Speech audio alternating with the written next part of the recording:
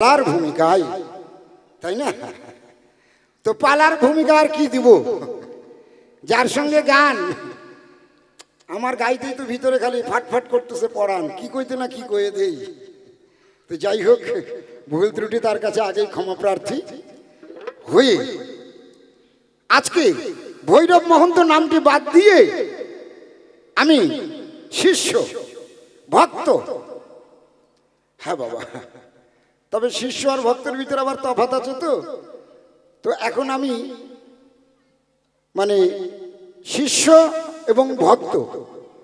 তো যে ভক্ত হয় সেই তো আবার পরে শিষ্যের পড়ে যায় খাতায়।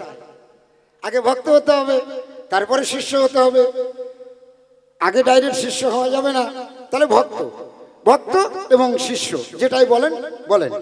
সেই জায়গায় দাঁড়িয়ে আমার কিছু জানার ইচ্ছা, কারণ গুরু গোসাইকে কোনোদিন প্রশ্ন করা চলে না, প্রশ্ন করা যাবে না। তাদের কাছে জানার বাসনা রাখতে পারেন, এই হচ্ছে কথা। তো মঞ্চে যখন দাঁড়িয়েছি আজকে আমার জীবনের প্রথম, আমি মাননীয় এই রাধামোহন মল্লিক মহাশয়ের সঙ্গে আজকে আমার আসর, এই জীবনের প্রথম এই কমিটি বিন্দু সুযোগ করে দিয়েছেন। তাই এই সুযোগে আজকে তার কাছে আমার কিছু জানার বিষয় থাকবে। ভক্ত হিসাবে বা শিষ্য হিসাবে আমাকে জানাবে। তো ভক্ত শিষ্য হলেও তো একটা নাম দরকার, নাম দরকার না বাবা? তো সেটা কে? সেটা আমি হয়ে গেলাম নারদ। এখন নারদ বলেন আর পারদ বলেন, যেটাই বলেন বলেন, অসুবিধা নাই। কিন্তু আমি ভক্ত হিসাবে কিছু জিজ্ঞাসা করতে চাই। সেটা কি জিজ্ঞাসা?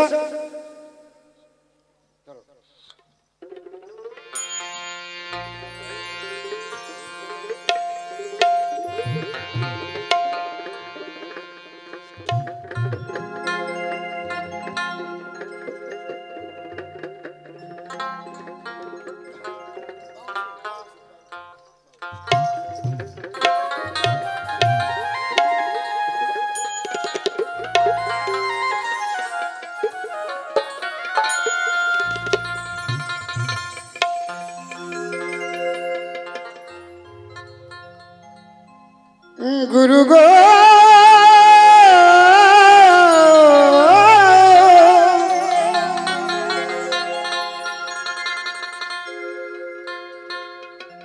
বলি কি সাধন বাউলের যাজন,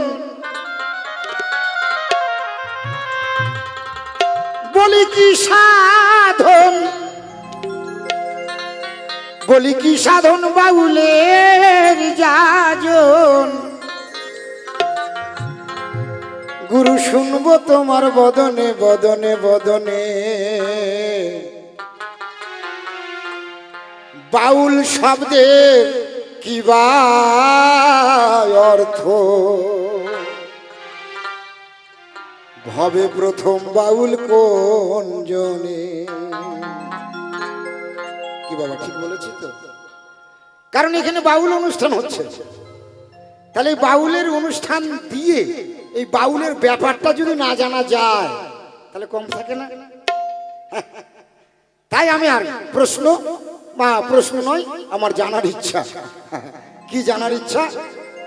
যে আজকে বাউল, বাউলের কি সাধন, বাউলের কি যাজন, এবং বাউল আমাদের এই সত্য ত্রেতা দাপর কলির মধ্যে, এই ভবের মধ্যে প্রথম বাউল কে, এই হচ্ছে আমার জানার বাসনা।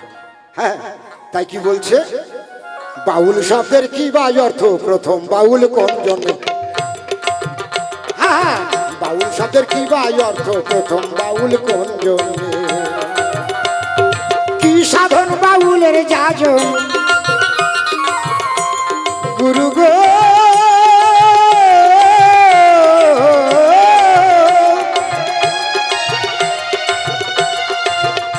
বলি কি সাধন বাউলের যাজন। বলো বলো গুরু শুনবো তোমার বদনে, বাউল শব্দের কি বা অর্থ, প্রথম বাউল কোন জনে। বাউল শব্দের কি বা অর্থ, প্রথম বাউল গঞ্জনে। জয় জয় নিতাই গৌর প্রেমানন্দে, একবার হরিবল হরিবল।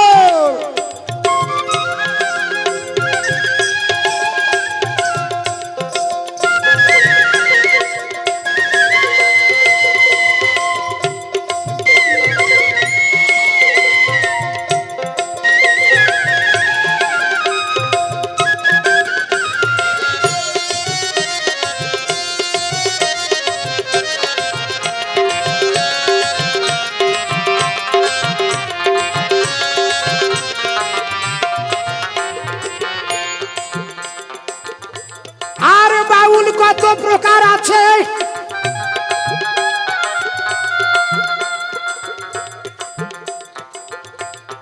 আর কারবা কিবা কর্ম আছে।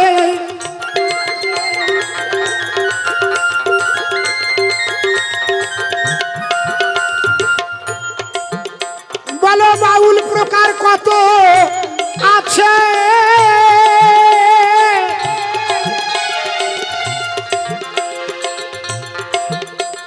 আবার কারবা কিবা কর্ম আছে। ওই আবার কোন সাধনে কি পেয়েছে, ও বলো কোন সাধনে, ও বলো কোন সাধনে কি পেয়েছে, তুমি বলো মোর সন্নিধানে। বাউল শব্দের কি ভাই অর্থ, প্রথম বাউল গঞ্জনে। বাউল শব্দের কি বা অর্থ, প্রথম বাউল গঞ্জনে।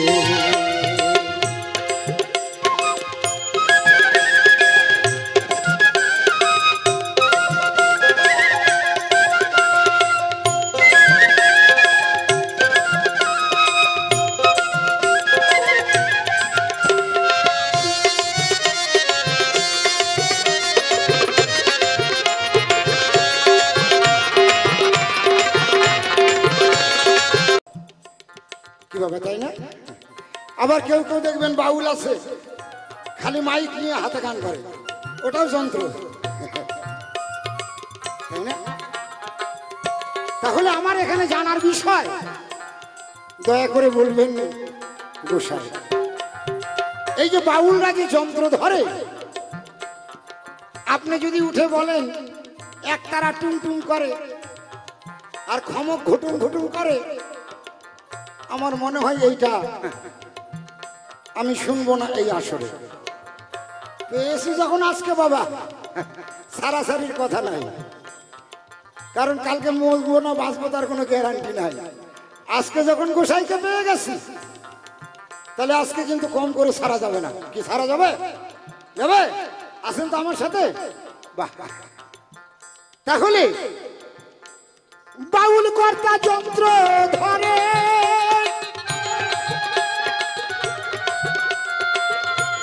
আর কোন যন্ত্রে কি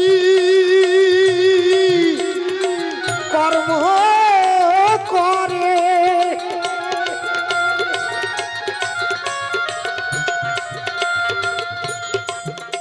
তাই বাউল কর্তা যন্ত্র ধরে, কোন যন্ত্রে কি কর্ম করে। ওই আবার শ্রীচরণ কয় তরণী রে, ওই আবার শ্রীচরণ কয়, ওই আবার শ্রীচরণ কয় তরণী রে, ওই আবার শ্রীচরণ কয় তরণী রে। কি কয়? ওই আবার শ্রীচরণ কয় তরণী রে, কি হবে বেশভূষণে আসতে। হ্যাঁ, কি হবে বেশভূষণে। বেশভূষণ মানে বুঝলেন? বুঝলেন না? এই পোশাক, পোশাক এটা বেশভূষণ। কেউ কেউ দেখবেন সাদা পোশাকের বাউল, কেউ লাল পোশাকের বাউল, কেউ গেরুয়া, কেউ হলুদ, আবার কেউ আমার মতন এই যে দেখেন না, কোন রং বাদ দেয় নাই। তো একজন করছে, দাদা আপনি এতগুলা রং কেন লাগাইছেন? আমি বললাম, দুনিয়াটা দেখেন তো কেমন রঙের। খালি লাল পড়লে কবে সিপিএম, আর খালি গেরুয়া পড়লে কবে বিজেপি, খালি নীল বললে কবে তৃণমূল। তাহলে আমি কি করব? এই জন্য সব রং লাগাইছি। কেউ যেন আমাকে বলতে না পারে। কিন্তু কথা সেটা নয়, কথা হচ্ছে এইটাই যে এই যে এত ধরনের পোশাক পরে যে বাউলরা গান করে, এই বেশভূষণের কি ব্যাপারটা আছে একটু দয়া করে খুলে বলবেন এই আসরে। তাই শ্রীচরণ কয় তরণী রে,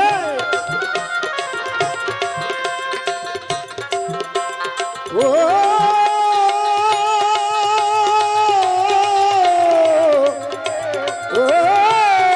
গুরু গো,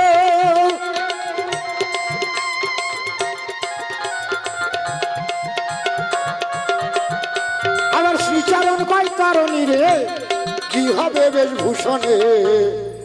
বাউল শব্দের কি ভাই অর্থ? প্রথম বাউল কোন জনে? বাউল শব্দের কি ভাই অর্থ? প্রথম বাউল কোন জনে? ওই আবার কি সাধন বাউলের যাজন, ওই আবার কি সাধন বাউলের যাজন, ও গুরু শুনবো তোমার বদলে। বাউল শব্দের কি ভাই অর্থ? প্রথম বাউল কোন জনে? বাউল শব্দের কি ভাই অর্থ? প্রথম বাউল কোন জনে? বাউল শব্দের কি ভাই অর্থ? প্রথম বাউল কোন জনে? বাউল শব্দের কি ভাই অর্থ? প্রথম বাউল কোন জনে?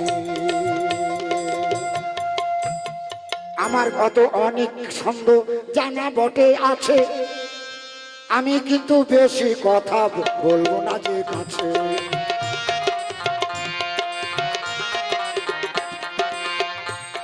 তাই ছন্দ ধরে বলতে গেলে অনেক দেরি হবে, শর্টকাটে বলবো কিছু আপনাদের নিকটে।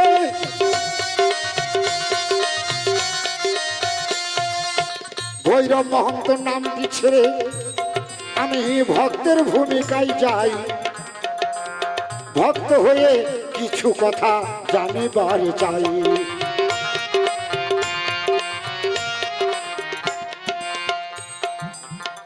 তুমি ভগবান এমন কাণ্ড করো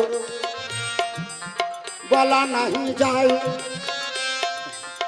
আমি কিন্তু প্রকাশ করব আসরেতে তাই।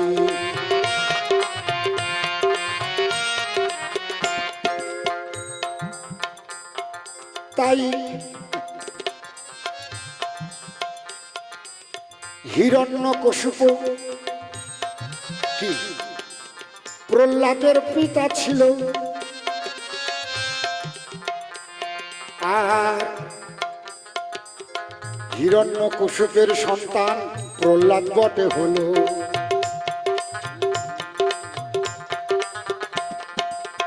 এইখানেতে একটা কথা জানিবারে চাই, ভালোভাবে জবাব দিবে ও আমার গোসাই।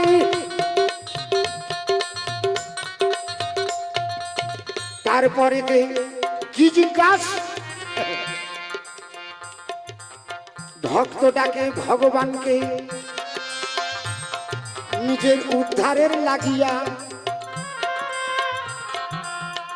সেই কর্ম তুমি কিন্তু গেলে না করিয়া।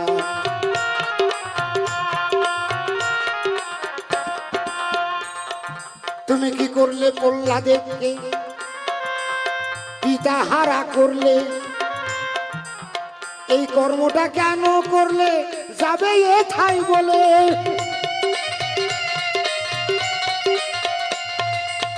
প্রহ্লাদ তোমার ভক্ত ছিল, আমরা জানি যে সবাই। তাই প্রহ্লাদের পিতাকে তুমি কেন মেরে দিলে? তাই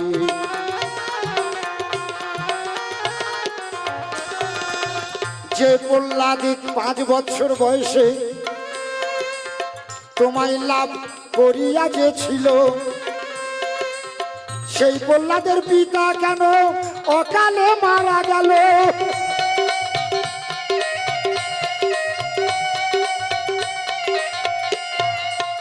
তুমি তো হয়েছ জগতের ভগবান,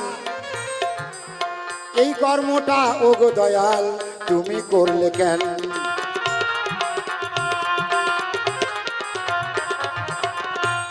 প্রহ্লাদ, যে প্রহ্লাদ 5 বছর বয়সে ভগবান তোমাকে লাভ করেছিল, নারায়ণ ছাড়া কিছু বুঝতো না। খেতে নারায়ণ, চলতে নারায়ণ, উঠতে নারায়ণ, বসতে নারায়ণ। আজ তুমি তাকে কি করলে? পিতৃহারা করে দিলে। পিতা হলো মাথার ছাতা, জানে গো সবাই। সেই পিতাকে মেরে দিলে কেন? বলবে যে খাই।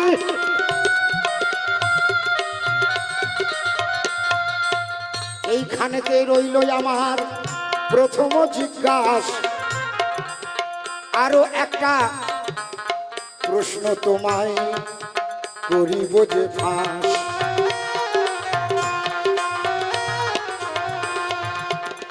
হিরণ্যকশিপু হচ্ছে কে? দস্যু বটে ছিল। দস্যুর ঔরসে কেমন করে ভক্ত জন্মাইল?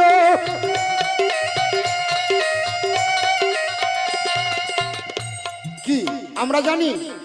সাপের বাচ্চা সাপ হয়, বাঘের বাচ্চা বাঘ হয়, শুয়োরের বাচ্চা শুয়োর, গরুর বাচ্চা গরু হয়। বলিলাম সত্য।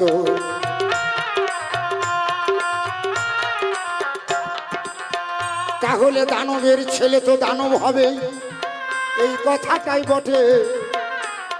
কিন্তু শাস্ত্র খুলে দেখলাম আমি, সেই কথা লাগলো না কেন কাজে।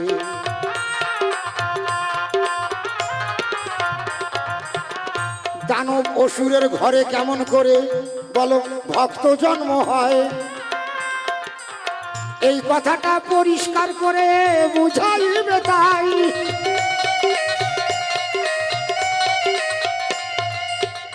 আরো একটা কথাই আমি জানিবারে চাই, আপনারা যদি অনুমতি দেন বলে দিব ভাই। কি বলবো?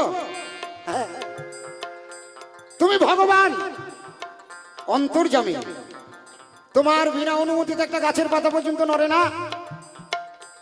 তুমি সব জানো, তাহলে তুমি তো এটাও জানো দাপর যুগে তুমি জন্ম নিলে কংস কারাগারে। হ্যাঁ, তোমার পিতা ছিল বসুদেব আর জন্মিলে দৈবকীর উদরে।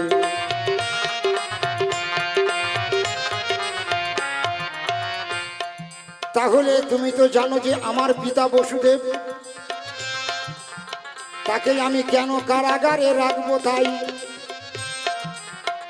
একটা তুড়ি দিলে পরে সেই আইনটা লঙ্ঘন হইয়া যায়, তাই তো? তুমি তো জানো যে আমার পিতা বসুদেব, তাহলে তাকে কংস কারাগারে বন্দী করে রাখলো কেন?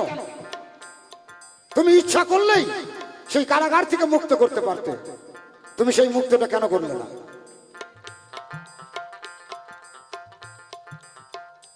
কত ওজনের একটা পাথর তোমার পিতার বুকের উপরে দেওয়া ছিল। আমি এইটাই জানতে চাই, তোমার পিতা কি অপরাধ করেছিল, কি অন্যায় করেছিল, কি কারণে তাকে এত বড় শাস্তি ভোগ করতে হলো? তুমি ভগবান, তোমার বাবা জানে সবাই সংবিধান। তোমার মাতা দৈবকী মিথ্যা কথা নয়,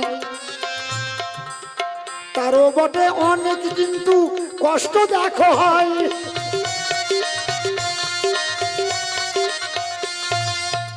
আজকে তুমি জানো ওটা আমার মা, আমি ওর গর্ভে জন্ম নিব, তাহলে আমার মা কেন ওই অন্ধকার কারাগারে থাকবে?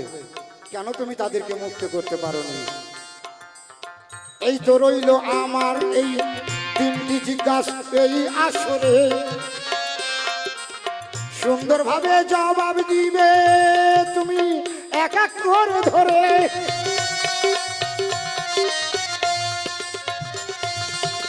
এই তো আমার প্রথমবারের কিঞ্চিত আয়োজন, বসে বসে শ্রবণ করলেন যত ভক্তগণ।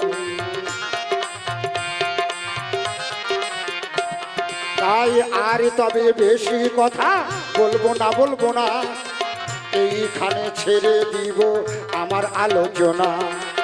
গানের মধ্যে যা প্রশ্ন রেখেছি বাউলের সম্পর্কে, সেটাও কিন্তু আমরা শুনবো আসরেরই মাঝে।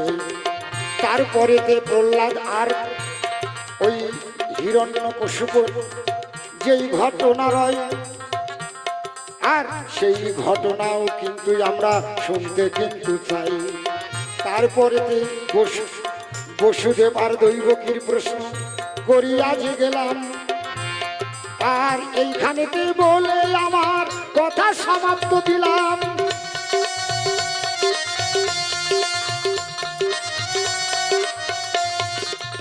আর তবে কেন আমি বলতে যাব বেশি বেশি বলে কেন আবার হব বটে দোষী, তাই দোষাদোষী কারবার আমি করিতে যাব না, এইখানে ছেড়ে দিব আমার আলোচনা।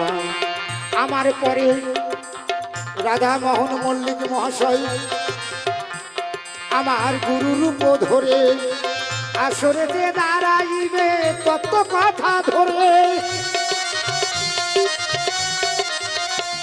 তাই এই পর্যন্ত করি ক্ষান্ত রাধাকান্ত শরীর, প্রেমানন্দে বাহু তুলে সবাই বলুন হরি হরি হরি বল হরি বল হরি বল হরি হরি বল। যত বৈষ্ণব শ্রোতা আমি সবার চরণে নোয়াই মাথা, আমার ত্রুটি যথা করিবেন মার্জন। জানি ভক্তের হলে দয়া পাই যদি পদ ছায়া, ভয় আমার থাকবে না কখন। হ্যাঁ,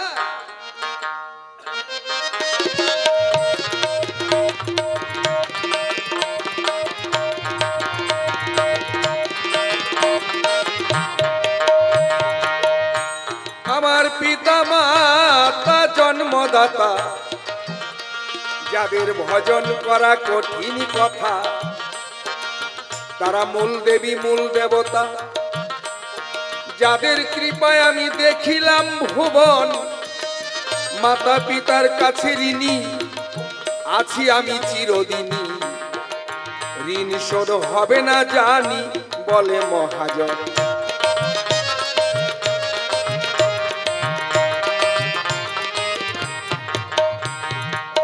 আমার দীক্ষায় আরো শিক্ষা গুরু, মনোবাঞ্ছা কল্পতরু, যাদের কৃপায় ভজন শুরু, আমার হৃদয়াসনে দিলাম গো আসন। আমার বাউল গুরু শ্রীরামচরণ, তিনি বড় বাউল মহাজন, কুচবিহার পুন্ডিবাড়ি যাহার নিকেতন।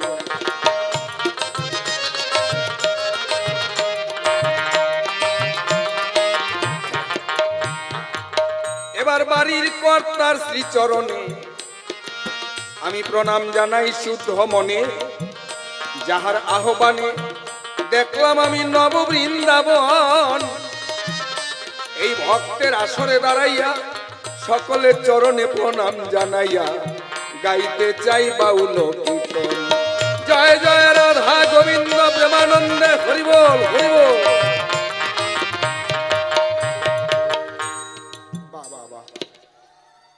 খুব সুন্দর ভক্ত পরিবেশ। একটা কথায় বলে, হাজার হাজার দর্শক নিয়ে তত্ত্ব বাউল গান হয় না, আবার অল্প কিছু ভক্ত শ্রোতা হলে তত্ত্ব বাউল গান চলে। আপনারা যে কয়েকজন রয়েছেন খাঁটি ভক্ত, সবাই ভগবানের অন্তরঙ্গ ভক্ত, এর মধ্যে কোনো ভুল নাই। এবার জিজ্ঞেস করলো গানে গানে বাউলের কি আচরণ, বাউলের কি সাধন, বাউলের কি যাজন, পৃথিবীতে প্রথম বাউল কে, এই বাউল কত প্রকার, এত প্রকার কি দরকার, বাউলে কি বাজায়, বাউলে কি সাধনা করে, ইত্যাদি ইত্যাদি গানের ভিতরে একটা সুন্দর জিজ্ঞাসা করলো। ঠিক আছে, আমি একটু গানের দ্বারা তোমার প্রশ্নের একটু হলেও জবাব দিতে চাই, দাও তো দেখি।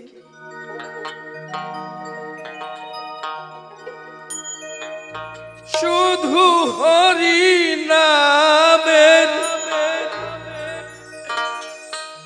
হরি নামের দোহাই দিয়ে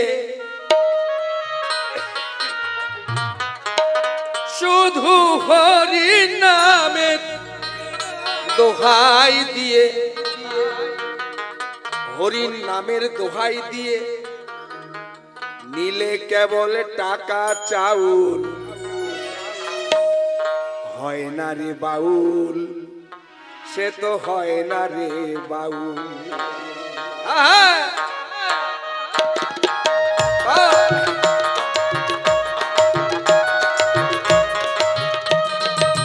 হরি নামের দোহাই দিয়ে, হরি নামের দোহাই দিয়ে নিলে কেবল টাকা চাউল, হয় না রে বাউল, হয় না রে বাউল, হয় না রে বাউল, হয় না রে বাউল।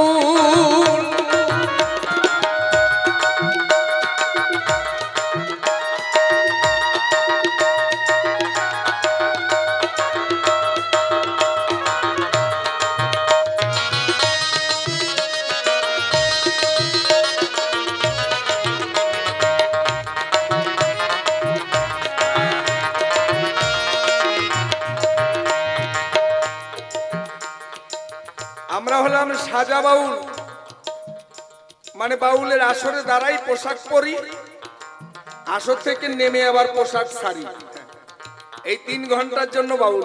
আহা! যখন আসরে দাঁড়াই অনেকে মনে করে একবার চৈতন্য গোসাই, বাড়িতে গিয়ে দেখেন অনেকে তুলসী গাছ নাই। এই তো বাউলের অবস্থা। বাউলের নাম করে খালি ব্যবসা যেন চলতে পারে, এটাই বর্তমানে আমাদের কর্ম। সাধক বাউল যারা এগুলির আশা করেন নাই তারা আজকে সেই ফকির লালন কতদিন আগে তিনি চলে গেছে, প্রতিদিন তার গানের চর্চা বাড়ছে, বিভিন্ন দেশে বিশ্ববিদ্যালয়ে তার গান নিয়ে সাধনা করছে। তিনি ছিলেন বাউল আর আমরা সাজা বাউল। তাহলে বাউলের কর্ম কি? খালি মানুষকেই বললাম, নিজে কিছু করলাম না, এটাও বাউলের ধর্ম না। অনেক ভালো ভালো বাউল আছে, আসরে কান্নাকাটি করে, আহারে একবারে মা দয়াবতী দরদিনী মা কান্না করতে করতে চোখের জলে মাটি ভিজায়, গোপনে জেনে দেখবেন তার মা ভিক্ষা করে খায়। এরকমও বাউল আছে দেখবেন, আসরে দাঁড়ালেই মানে একবারে মা তোমাদের ছাড়া গতি নাই, কিন্তু নিজের মাকেই চিনে না। মায়ের কথা বললে পরে, মায়ের গান গাইলে পরে আদরটা বেশি পাওয়া যায়। হ্যাঁ, ওগুলি কারা? এই সাজা বাউল যারা। হ্যাঁ,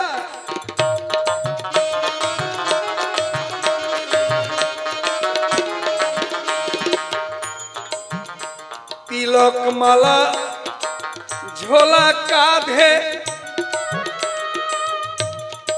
এই বেশভূষণেই খালি বাউল হয় না। তিলক মালা ঝোলা কাঁধে, দুই পায়েতে ঘুঘুরা বেঁধে,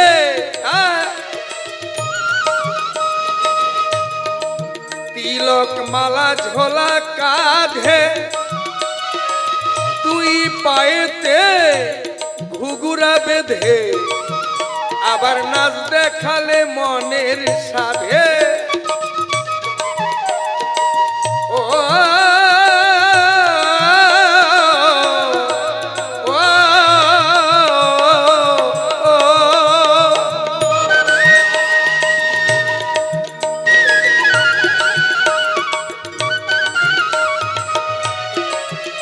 আবার নাচ দেখালে মনের সাধে, রাখলে মাথায় লম্বা চুল,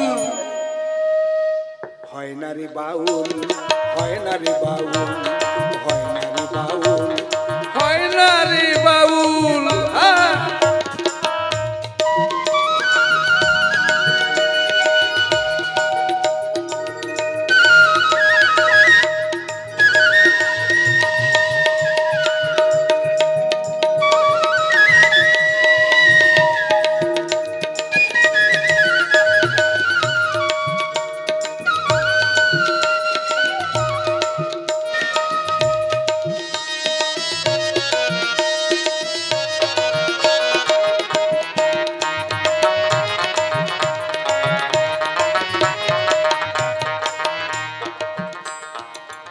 বাউল কথার অর্থ চমৎকার, বাসনা ত্যাগী উদাসী লক্ষ্য একজনার। এই বাউল কথার অর্থ চমৎকার, বাসনা ত্যাগী উদাসী লক্ষ্য একজনার। এক বাউলে হাজার হাজার,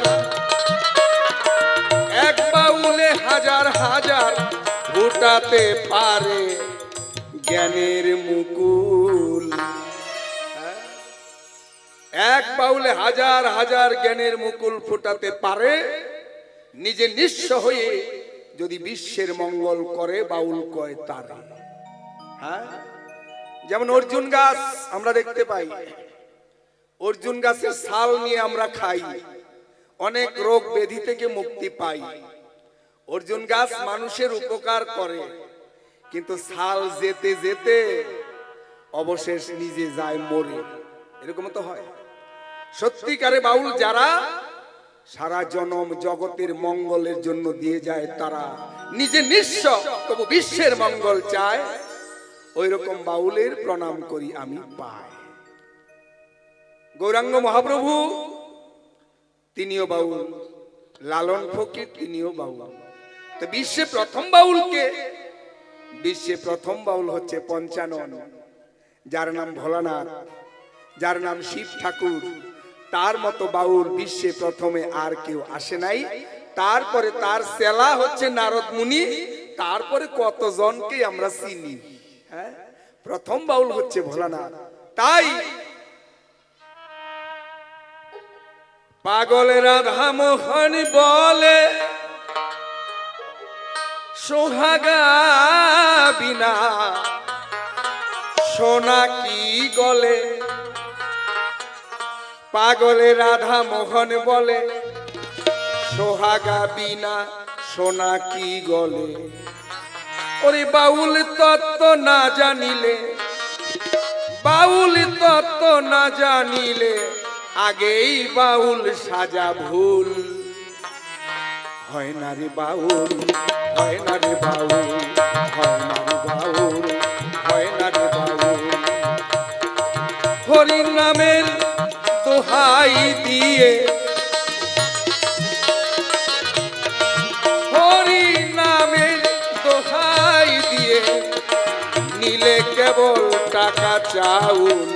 হয় না রে বাউল, হয় না রে বাউল, হয় না রে বাউল, হয় না রে বাউল, হয় না রে বাউল, সে তো হয় না রে বাউল।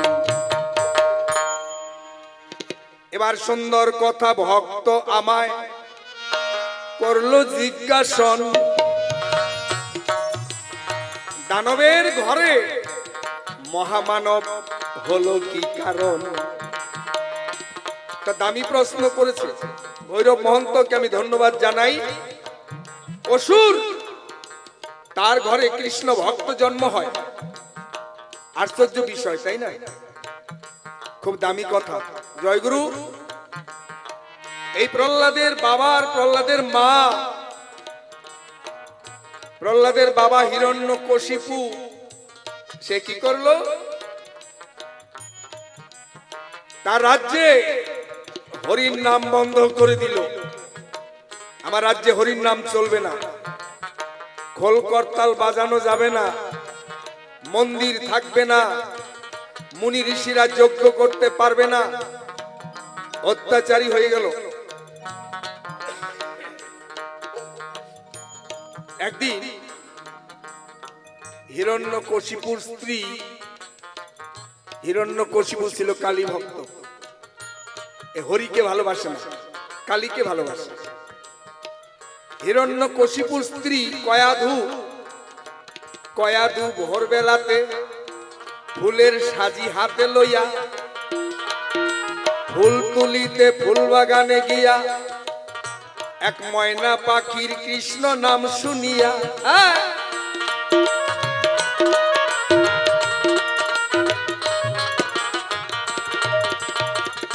ফুলের সাজি হাতে নিয়ে ফুল বাগানে যায়, মানে কালী পূজার জন্য ফুল তুলবে। গিয়ে দেখে একটা ময়না পাখি ওই ফুল বাগানে ফুল গাছের ডালে বসে কৃষ্ণ নাম গায়। কয়াদু করে মানা, এই পাখি তুই জানিস না এই রাজ্যে কৃষ্ণ নাম নেওয়া মানা? যদি রাজা জানতে পারে প্রাণে বাঁচতে দিবে না তোরে, এই নাম আর নিবি না? ওই পাখিটি কয়, মা আমিও জানি এই রাজ্যে কৃষ্ণ নাম নেওয়া যায় না, কিন্তু আমি আগে যেই বাড়িতে ছিলাম, যে খাঁচায় বন্দি ছিলাম, ওই বাড়ির মালিক আমাকে কৃষ্ণ নাম শিখাইছিল। সেই বাড়ির মালিক হিরণ্যকশিপুর ভয়ে আমি যেহেতু নাম বন্ধ করতে পারি না, আমাকে খাঁচা থেকে ছেড়ে দিল, তুই চলে যা। আমার শয়নে স্বপনে ধ্যান জাগরণে ওই কৃষ্ণ নাম আমি ইচ্ছা না করলেও আমার বদনে হয়ে যায়, আমি ভুলতে পারি না। এবার হিরণ্যকশিপুর স্ত্রী বলছেন, না এই রাজ্যে এই নাম নেওয়া যাবে না, তুই নিবি না। বলছে, মা যদি জীবন যায় যাবে, আমি নাম ছাড়তে পারবো না। এবার ফুল তুলে ঘরে ফিরে গেল। কালী পূজা হলো শেষ। অনেক রাত্রের পরে স্বামী স্ত্রী দুজনে ঘরেতে করিল প্রবেশ। বিছানায় শুয়ে ওই হিরণ্যকশিপু স্ত্রী স্বামীর কাছে বলে, ওগো তোমার ভয়ে বাঘে হরিণে এক ঘাটে জল খায়, এত ভয় পায়। মুনি ঋষিদের যজ্ঞ বন্ধ, কৃষ্ণ নাম কোথাও হয় না, কোথাও শঙ্খ ঘন্টা বাজে না, সবাই তোমাকে ভয় পায়। কিন্তু একটা পাখি তোমার কাছে বলে রাখি, ওই পাখিটা যে সবসময় কৃষ্ণ নাম গায়, এ তো নাম ছাড়ে না। হিরণ্যকশিপু বলছে, তাই পাখিটাকে তুমি নিষেধ করো নাই? বলছে, আমি নিষেধ করেছি, তুই আর কৃষ্ণ নাম নিবি না। বলছে, হ্যাঁ কৃষ্ণ নাম যেন উচ্চারণ হয় না, তাহলে তাকে আমি প্রাণে বাঁচিয়ে রাখবো না। হিরণ্যকশিপু স্ত্রী বলছে, আমি বারবার করেছি মানা, কৃষ্ণ নাম নিবি না।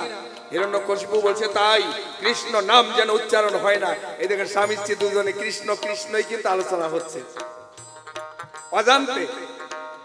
কৃষ্ণ নাম নিতে করবি মানা, সেজন্য কৃষ্ণ নাম নেয় না। আর রাজার বউ রানী, সে বলছে, আমি তো বললাম কৃষ্ণ নাম নিবি না। ও রানীও কৃষ্ণ কয়, রাজাও কৃষ্ণ কয়, কৃষ্ণ নাম যেন হয় না, কৃষ্ণ নাম যেন নেয় না, মানে দুজনেই কৃষ্ণ কৃষ্ণই হচ্ছে আলোচনা। তারপর দুইজনাতে হইল মিলন। ওই যে কৃষ্ণ কথা বলতে বলতে গর্ভে সন্তান করিল ধারণ। এই জন্যে গর্ভের সন্তান কৃষ্ণ ভক্ত হলো। জন্মের আগে বাবা মায়ের কাছে কৃষ্ণ নাম শুনেছিল, স্বামী স্ত্রীতে কৃষ্ণ কথা বলতে বলতে সন্তান জন্ম দিল, তাই তো কৃষ্ণ ভক্ত সন্তান হলো। হ্যাঁ,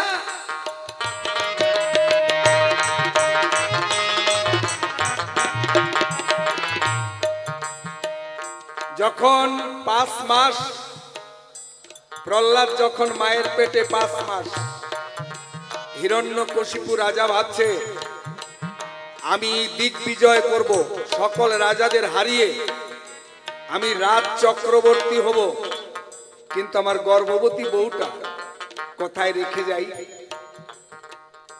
এবার নারদ মুনির কাছে গিয়ে বলছে, নারদ মুনি আমার কথা নিবা, তোমার আশ্রমে আমার রানীকে রাখবা, আমি যতদিন ফিরে না আসি রানী আপনার আশ্রমে থাকবে। নারদ মুনি বলছে, কোনো চিন্তা নাই, আমার আশ্রমে মা ভালো থাকবে।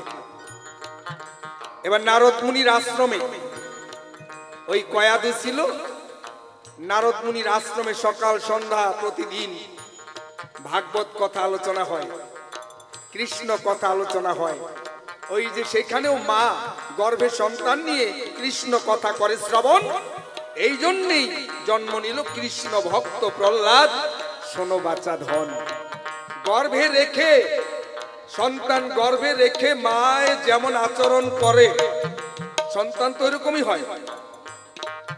আপনাদের আরো আছে জানা, ওই যে অর্জুন আর সুভদ্রার ঘটনা।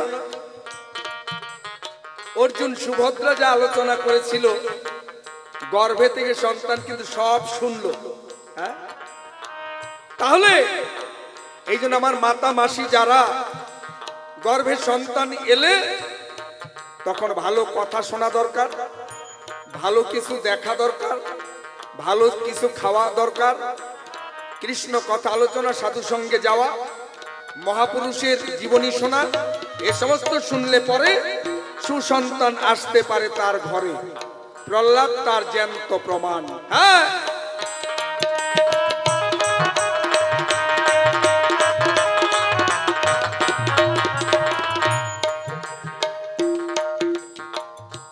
তারপর জিজ্ঞাসা করলো, তুমি ভক্তের বাবাকে মারলে কেন? হরি বল, হরি বল, হরি বল। ভক্তের বাবা মানে হিরণ্যকশিপু, প্রহ্লাদের বাবা। প্রহ্লাদ কৃষ্ণ বলে ডেকেছিল, আর কৃষ্ণ ভগবান বা হরি এসে তার বাবাকে মারল। তার কারণটা কি? এই হিরণ্যকশিপু বর পেয়েছিল ভগবানের কাছে, মারাত্মক বর। কি বর? অনেকদিন সাধনা করে ভগবান গিয়ে দেখা দিল, তার কি চাও? বলছে আমি এই চাই। ভগবান বলছে অমর বর কিন্তু হবে না, অমর বর বাদ দিয়ে, অমর কখনো হয় না। ঠিক আছে, আমি এই বর করি প্রার্থনা, আমি যেন রাত্রে মরি না, আমি যেন দিনের বেলা মরি না, আমি যেন মাটিতে মরি না, আমি যেন জলে মরি না, আমি যেন ঘরে মরি না, আমি যেন বাইরে মরি না, আমি যেন কোনো মানুষের হাতে মরি না, আমি যেন আগুনে মরি না, আগুনে মরি না, জলে মরি না, মাটিতে মরি না। তাহলে এত কথা বললো, ভগবান বলছে তথাস্তু, তাই হবে। তাহলে আগুনে মরবে না, মাটিতে মরবে না, জলে মরবে না, ঘরে মরবে না, বাইরে মরবে না, রাত্রে মরবে না, দিনে মরবে না, তাহলে মরবে কখন? হ্যাঁ, ও তো মনে মনে ভাবলো এমন বর চাইলাম, যা পাইলাম, আমার আর মরণ নাই, আমার আর মরণ হবে না। কিন্তু না, ভগবান খুব চালাক। এত কথার মধ্যেও ছিল একটু ফাঁক। মরবে, এত কথার মধ্যে একটু ফাঁক ছিল কি? আমি যেন রাত্রে মরি না, আমি যেন দিনে মরি না, এইখানেই ফাঁক। ওইরকম এক বুড়ি, ওই বুড়ি একা একা বাড়িতে রয়, তার ছেলে মেয়ে নাই, নাতিপুতি নাই, ও বুড়ি একা একাই বাড়িতে। এবার পাড়া প্রতিবেশীরা কয়, ওই বুড়ি, তোর তো টাকা পয়সার অভাব নাই, ছেলে মেয়ে নাতিপুতি নাই, চল একটু ভ্রমণ করতে যাই। কোথায়? কেন? মথুরা, বৃন্দাবন, গয়া, কাশী, একটু ঘুরে আসি। বুড়ি কয়, যাওয়ার তো মনটা চায়, কিন্তু ঠেকছি এক জায়গায়। ওই যাব মথুরা, বৃন্দাবন, কাশী, আমার বাড়িতে যে আছে বড় একটা খাসি। চিন্তা করে বুড়ি, এই খাসি যদি হয়ে যায় চুরি, এই জন্য কোথাও যাই না। পাড়া প্রতিবেশীরা কয়, এ বুড়ি, তুই তো ধর্মকে ভালোবাসিস, ধর্ম সাক্ষী রেখে চল যাই। বুড়ি গলায় কাপড় নিয়ে কয়, হে দিনের দেবতা, দিনের বেলায় যদি খাসি চুরি হয় তুমি কিন্তু দায়ী নিশ্চয়। রাত্রির কাছে গেল, হে রাত্রি দেবতা, রাত্রে খাসি চুরি হলে দায়ী করব তোমারে। বুড়ি চলে যাবে এই বলে আগুনের কাছে গিয়ে কয়, যদি খাসি চুরি করে নেয়, আগুন দিয়ে রান্না করে তো খাবে, আগুন বেটা তুমি কিন্তু দায়ী। তারপর মনে করে এবার গঙ্গার কাছে যাই, হে গঙ্গা মাই, খাসি নিলে তো রান্না করে জল দিয়ে তো খাবে, ঝোল তো দিবে, খাসি চুরি হলে কিন্তু এই জল দিয়ে তো খাবে, তুমি কিন্তু দায়ী। এইবার এই কথা সেই কথা বলে বুড়ি গয়া, কাশী, বৃন্দাবন গেল চলে, বাড়িতে আইসা দেখে খাসি হয়ে গেছে চুরি, খাসি নাই। পাড়া প্রতিবেশীরা জিজ্ঞাসা করে, আমার খাসি কে নিল? কত সাক্ষীদের জিজ্ঞাসা কর, কে নিছে? হে দিনের দেবতা, আমার খাসি কোথা? দিনের দেবতা কয়, দিনের বেলা তো চুরি হয় নাই, তাহলে আমি দায়ীও নাই। দিনের বেলা চুরি হলে সেটা আমি দায়ী ছিলাম। রাত্রির কাছে গেল, রাত্রি কয় রাত্রেও তো খাসি চুরি হয় নাই। আগুনের কাছে গেল, আগুন কয় আমার আগুন নেয় নাই। গঙ্গার কাছে গেল, গঙ্গা কয় আমার জল নেয় নাই। কিন্তু খাসিটা চুরি হইল। তাহলে কেমন করে নিল, কেমন করে খাইল? বেলা ডুবে গেছে, রাত্র হয় নাই, মানে অন্ধকার হয় নাই।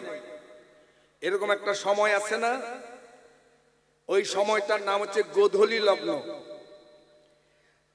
বিয়ের তারিখ যদি লগ্ন না থাকে, গোধূলি লগ্নে কিন্তু বিয়ে হয়। সময়টা কতটুক? মাত্র 24 মিনিট। মানে বেলা ডুবে গেছে, অন্ধকার হয় নাই, এরকম 24 মিনিট সময়, ওইটারে গোধূলি লগ্ন কয়। এই সময়ে জগাই মাধাই খাসি চুরি করে নিল।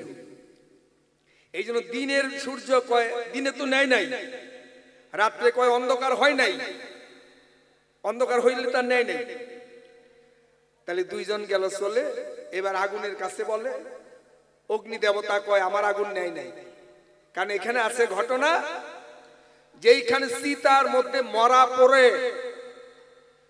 ওই সীতার আগুনের 7 হাতের মধ্যে অগ্নি দেবতা থাকে না, অগ্নি দেবতা থাকে 7 হাত দূরে।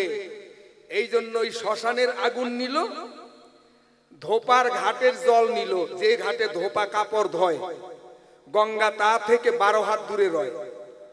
ধোপার ঘাটের জল নিল, শ্মশানের আগুন নিল, জগাই মাদাই খাসি চুরি কইরা খাইল। ওই যে ছিল একটু ফাঁক, কথাটা এই জায়গাতেই থাক। প্রহ্লাদের বাবার অবস্থাও তো ঠিক তাই, কয় আমার তার মরণ নাই, আমার দিনে মরণ নাই, রাত্রে মরণ নাই, জলে মরণ নাই, স্থলে মরণ নাই, আগুনে মরণ নাই, ঘরে মরণ নাই, বাইরে মরণ নাই, আমাকে আর কেউ মারতে পারবে না। কিন্তু ভগবান চালাক, ওই কথার মধ্যেও ছিল ফাঁক। তাই গোধূলি লগ্নের সময়, আর এই প্রহ্লাদের বাবা হিরণ্যকশিপু, ভগবান তাকে মারে নাই। মৃত্যু আর উদ্ধার দুই রকম। ভগবান হিরণ্যকশিপুকে করেছে উদ্ধার।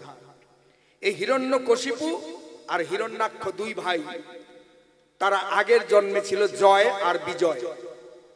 বৈকুণ্ঠে লক্ষ্মী নারায়ণের দ্বারের দ্বারী এই দুই ভাই ছিল। সনক ঋষির অভিশাপে তারা রাক্ষস কুলে জন্ম নিল। 3 জনম হবে, হিরণ্যকশিপু, হিরণ্যাক্ষ, তারপর হবে রাবণ, কুম্ভকর্ণ, তারপরে শিশুপাল আর দন্তবক্রা। এই 3 জনম শত্রু ভাবে জন্ম নেবে, ভগবানের হাতে উদ্ধার হবে। এটা মরণ না, এটা উদ্ধার। বলেছিল ডাক দিয়ে ভগবানের ঠাই, তোমার আশ্রম পাহারা দেই, তোমার মন্দির পাহারা দেই, প্রতিদিন প্রসাদ পাই, আমরা কেমন করে অসুর কুলে জন্ম নেব গিয়ে 2 ভাই? ভগবান বলছে তোমরা যাও, আমিও আসবো, আমি হইব অবতার, ধরা পাপ ভার, ধরা পাপ ভার আমি মোচন করে, পাপীদের সংহার করে, সাধু সন্ন্যাসী আমার ভক্তদের উদ্ধার করব, তাদেরকে শান্তি রাজ্যে রাখবো। তুমি যাও, তোমরা 2 ভাই যাও, আমি আসছি। তাই তো ভগবান হরি রূপ ধরে ওই হিরণ্যকশিপুকে উদ্ধার করে। ওইটা মৃত্যু নয়, তাতে হিরণ্যকশিপু এই জনম থেকে মুক্তি হয়। তোমার জিজ্ঞাসা এই পর্যন্তই ছিল। আর একটা ছোট্ট জিজ্ঞাসা তাপর যোগে একটা সুরে সুরে যায়।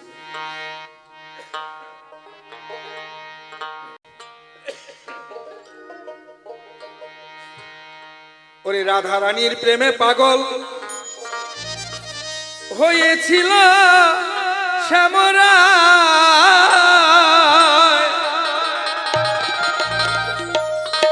রাধা নামে বাজায় বাঁশি, মাঝি হইয়া নৌকা বায়, হায় গো মাঝি হইয়া নৌকা বায়। রাধার চরণ ধুলি নীল মাথায়, হায় রে প্রেমের সাধনা, প্রেমিক হতে পারে কয়জনা। সবাই জানে না প্রেমিক হতে পারে কয়জনা, হয় না তুলনা। চোখের নেশায় প্রেম করে, চোখের নেশায় প্রেম করে, অন্তরে তার ছলনা। প্রেমিক হতে পারে কয়জনা, সবাই জানে না প্রেমিক হতে পারে কয়জনা।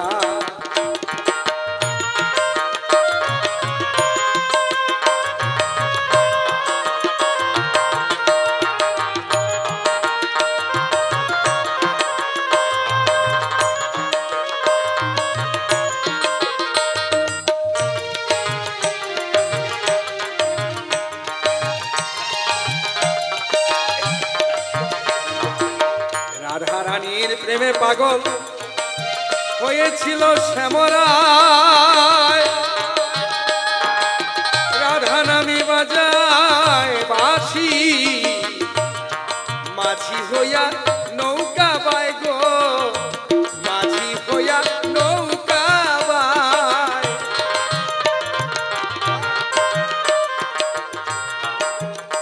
রাধার চরণ ধুলি নীল মাথায়, চরণ ধুলি নীল মাথায়, হায় রে প্রেমের সাধনা। প্রেমিক হতে পারে কয়জনা, হয় না তুলনা। প্রেমিক হতে পারে কয়জনা।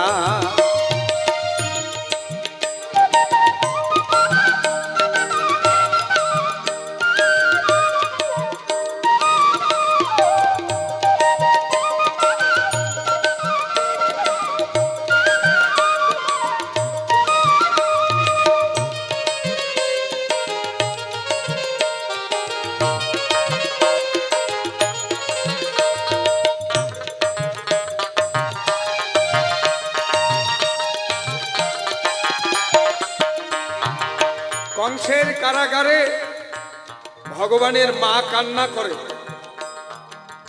আর ভগবান চলে গেল বৃন্দাবন। মা বাবাকে কষ্ট দিলে কেন? খুব সুন্দর কথা জিজ্ঞাসা করেছেন।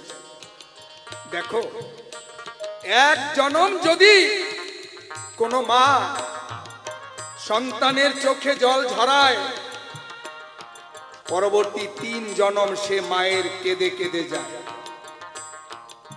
ত্রেতা যুগে কৈকি রানী বিনা দোষে রামকে দিল বনবাস,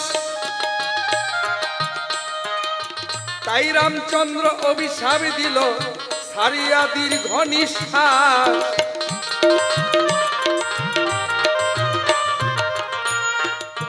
রামচন্দ্র বলেছিল, মা তুমি বিনা দোষে আমাকে বনবাসে দিলে, আমি চোখের জলে ভেসে ভেসে বনবাসে যাই, আমি তো তোমার কোনো অন্যায় করি নাই। আমার গর্ভধারিণী মা কৌশল্যা, আর তুমি আমার বিমাতা, আমি তোমাকে আমার নিজের মায়ের চেয়ে বেশি সম্মান করেছি, আর তুমি আমাকে বনবাসে পাঠালে। হে মা, বুঝবে পরের জন্মে আমি হব তোমারই সন্তান, জন্ম নিব মাতৃদুগ্ধ না করিব পান। জন্ম নেব কিন্তু তোমার স্তনে দুগ্ধ খাবো না। সেই দিন বুঝবে সন্তানের কি বেদনা। তারপরে আরো এক জন্ম নিব, এক অংশে হব আমি 18টা ভাই। মায়ের সামনে বাবা 18টা ছেলেকে টুকরো টুকরো করে কাটবে। সেই দিন বুঝতে পারবে সন্তানের কি জ্বালা। আপনারা যারা শ্রীক্ষেত্রে গিয়েছেন, জগন্নাথপুরীতে গিয়েছেন, সেখানে আছে 18 নালা। ওই 18টা পুত্র কেটে ওই 18 নালার মধ্যে ভাসিয়ে দিল, তারা কীর্তি হয়ে রইল। তারপরে আরো এক জনম, কলির কালে আমি জন্ম নিয়া হইব নিমাই, অকালে ছাড়িয়া যাব। সেই দিন তোমারে কাঁদাবো, মা হয়ে কেঁদে বলবে আমার কেহ নাই। হ্যাঁ,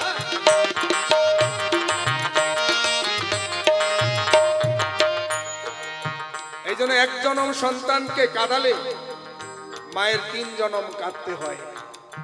এই তো তোমার জিজ্ঞাসা ছিল, রাখি নাই গোপন, তোমার কাছে 2টি কথা থাকবে আবেদন।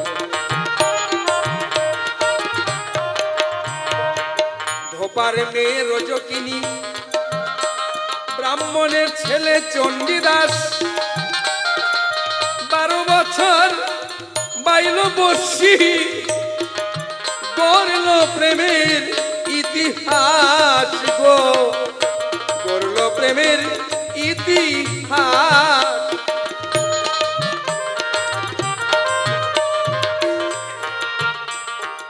ধোপার মেয়ে রজকিনী, ব্রাহ্মণের ছেলে চণ্ডীদাস, 12 বছর বাইল বর্ষি, গড়ল প্রেমের ইতিহাস। চিন্তার প্রেমী বিল্ল মঙ্গল, চিন্তার প্রেমী বিল্ল মঙ্গল, মরণের ভয় করল না। প্রেমিক হতে পারে কয়জনা, সবাই জানে না। প্রেমিক হতে পারে কয়জনা।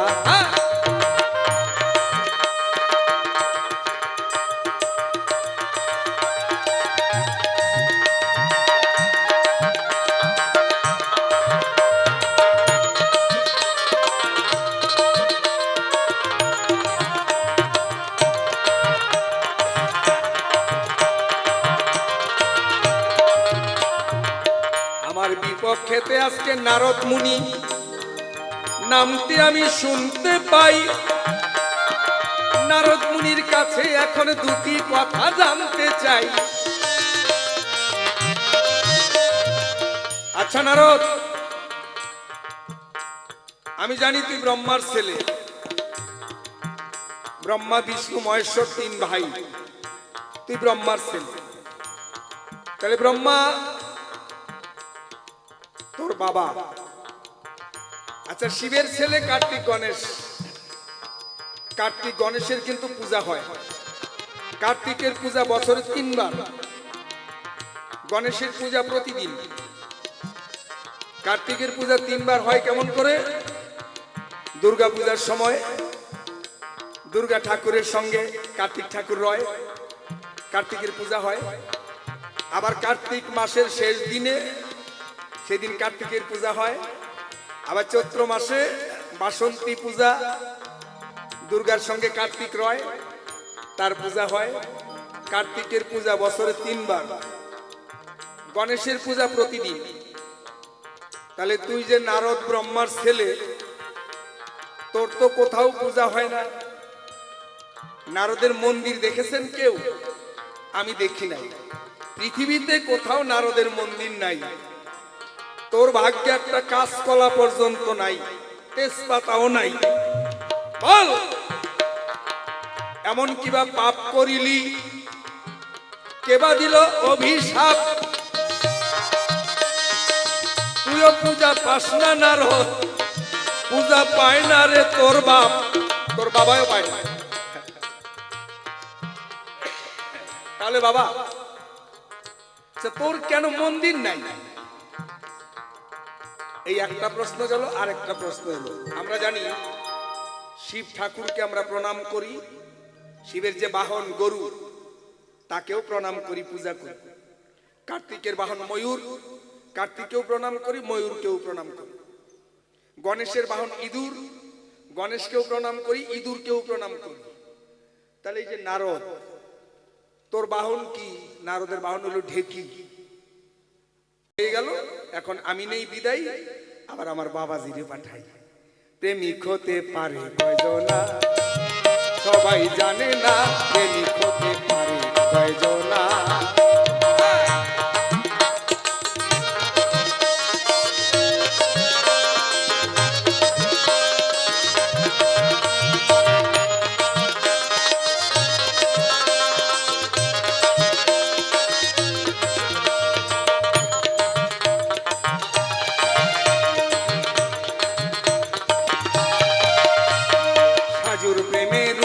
মিয়া রাখলো স্মৃতি দুনিয়ায়, প্রিয়ার পাশে ঘুমায় প্রিয়, নকশি কাঁথা দিয়া গায় গো, নকশি কাঁথা দিয়া গায়। বাউল রাধা মোহন গানের ভাষায়, রাধা মোহন গানের ভাষায় নেশায় করে যায় তাই বর্ণনা। প্রেমিক হতে পারে কয়জনা সবাই জানে না, চোখের নেশায় প্রেম করে অন্তরে তার ছলনা। প্রেমিক হতে পারে কয়জনা সবাই জানে না, হয় না তুলনা। আর প্রেমিক হতে পারে কয়জনা, প্রেমিক হতে পারে কয়জনা, প্রেমিক হতে পারে কয়জনা। আ তাহলে কত কম দিয়ে গেছে। যাই হোক, আর এর থেকে বেশি কিছু বলবো না আপনাদের কাছে। সময়ে চলে আসছে, আমার কাছে দুখানা করে গেছে জিজ্ঞাসা, আমি সুন্দরভাবে করব তার ছোট্টর মধ্যে প্রকাশ। তার মধ্যে একটা গান গাইতে তো হবে। প্রশ্ন করে গেছে, ও নারদ, সবার বাহন পূজা পায়, তোর বাহন কেন লাথি খায়? দ্বিতীয় করে গেছে জিজ্ঞাসা, নারদ, সবাই তো পূজা পায় আর পায় ফুলের মালা, তোর কপালে জুটলো না কেন কাঁচকলা? বাবা, আচ্ছা, যদি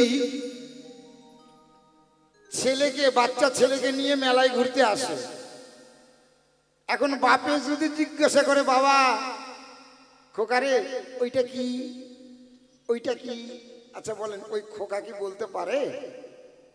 হ্যাঁ? আর ওই বাপের প্রশ্ন করা কি উচিতে ধরে? মোটেই ধরে না। বাচ্চা জিজ্ঞাসা করতে পারে, বাবা ওইটা কি, বাবা ওইটা কি, কি তাই কিনা? সন্তান জিজ্ঞাসা করতে পারে, কারণ ও তো না বাল্য। আর তুমি একটা বুড়া গাছা হয়ে তুমি যদি এখন জিজ্ঞাসা করো ওই পোলারে যে বাবা ওইটা কি, তাহলে আর কি বলা যাবে? তো যাই হোক, যখন জিজ্ঞাসা করেই গেছে, তাহলে জবাব দিব আপনাদের কাছে।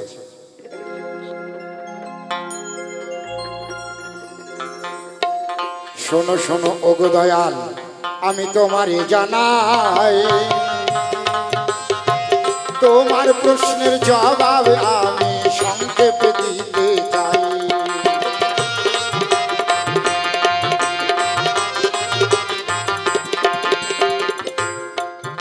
নারদের জন্মতত্ত্ব সম্পর্কে কার কতটুকু জানা আছে আমি জানি না। নারদ হলো দাসীর পুত্র গো, আবার কেউ বা বলে শিবেরই সন্তান, কেউ বা বলে ব্রহ্মার পুত্র নারদ মণিগান।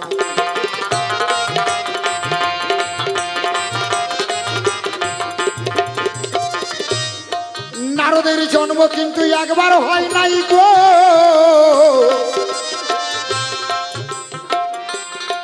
নারদের বহুবার জন্ম হয়, তাহার মধ্যে একটা জন্মের কথা কইয়া যায়।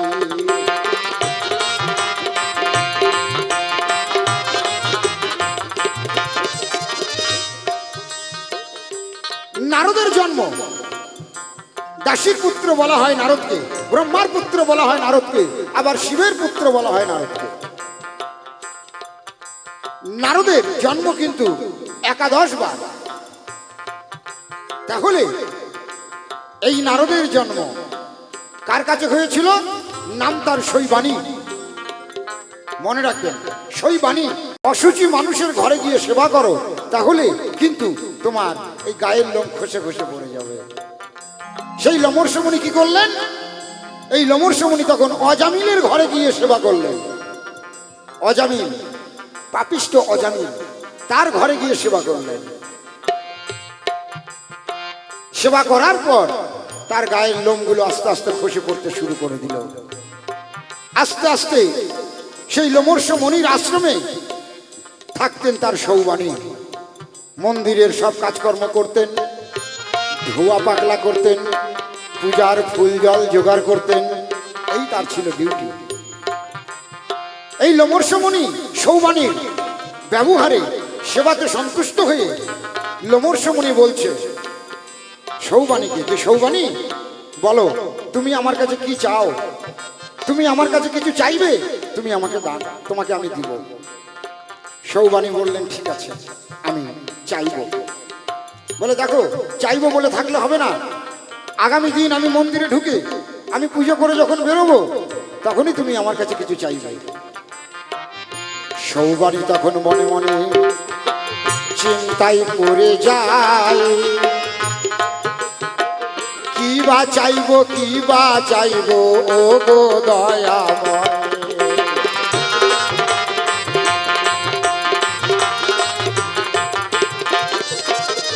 লোমর্ষমণি বললেন ও গো সৌবানী গো, তুমি কিন্তু হলে বিধবা,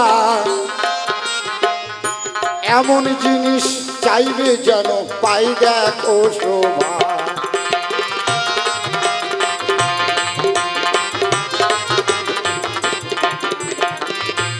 এইবার পরের দিন সকালবেলা যখন লোমর্ষমণি মন্দিরে পুজো করে বেরিয়েছে, তখন আঁচল পেতে সৌবানী লোমর্ষমণিকে কয়, তুমি আমায় কি দান করতে চেয়েছিলে ও গো দয়াময়।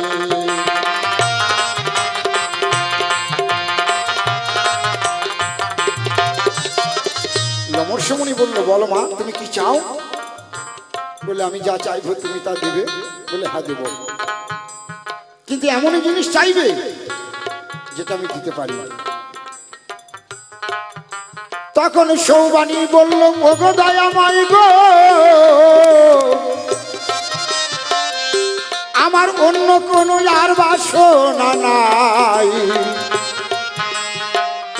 একটা পুত্র সন্তান আমি তোমার কাছে চাই।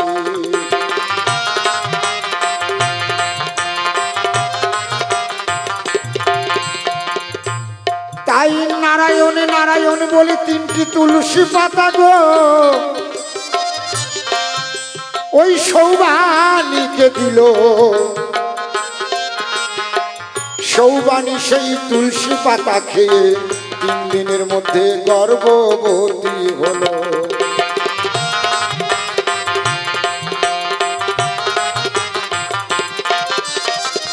সৌবানী গর্ভবতী হয়ে গেলেন।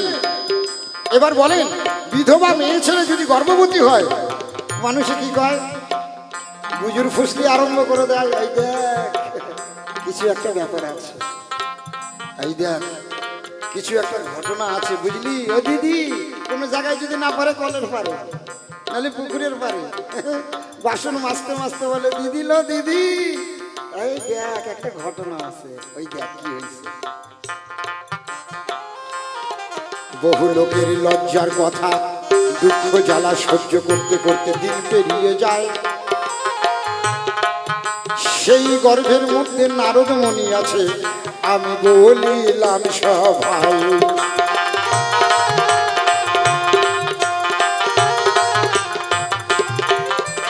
সেই নারদ মুনি ওর গর্ভে আছে, দেখতে দেখতে বহু কষ্ট করে গো ওই সন্তান প্রসব করলো। বহু কষ্টে প্রসব করে তার বহু দুঃখ জ্বালা সহ্য করেছিল বলে তার নাম দেখো দুঃখী যে রাখিল।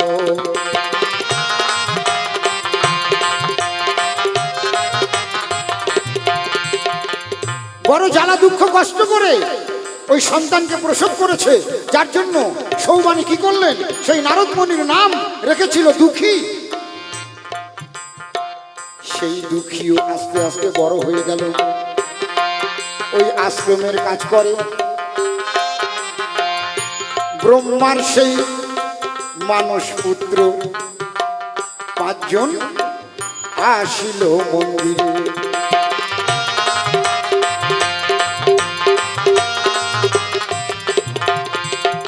ব্রহ্মার মানস পুত্র কে কে? সনক, তাই তো সনত কুমার, সদানন্দ। এই যে ব্রহ্মার যে 5 জন মানস পুত্র ছিল, সনত, সদানন্দ, সনত কুমার, সদাসন, আরো একজন। এই 5 জন ব্রহ্মার মানস পুত্র আসলো সেই লোমর্ষমণির আশ্রমে। এসে 1 বছরের জন্য থাকার অনুমতি চাইল। আর যখন ওরা আছে তখন নারদমণি অর্থাৎ বাচ্চা দুঃখী, তখন নারদমণি নাম হয়নি, তখন নাম ছিল দুঃখী। ওই দুঃখী তখন ওই সাধুরা এসে ধ্যানে বসে, ওই দুঃখীও তখন ওদের দেখা দেখি ধ্যানে বসে, অনুশীলন করে, দুঃখীও ধ্যানে বসে। এই করতে করতে 12 বছর কেটে গেল। 12 বছর কেটে যাওয়ার পর যখন ওই আশ্রম থেকে ওই মুনিগণ যখন বেরিয়ে যায়, পিছনে পিছনে দুঃখীও যায়। এইবার ওরা যখন অনেক দূর চলে গেছে, পিছন দিকে তাকিয়ে দেখে দুঃখী। কিরে দুঃখী, তুই আমাদের সাথে এসেছিস? বলে আমি তোমাদের সাথে যাব। তুই কোথায় যাবি? তুই ছাড়া তোর মায়ের কেউ নাই, যা যা যা যা ফিরে যা। না, আমি তোমাদের সাথে যাব। কি আমাদের সাথে যাবি? কোথায় যাবি? তোমরা যেখানে যাবা আমিও সেখানে যাব।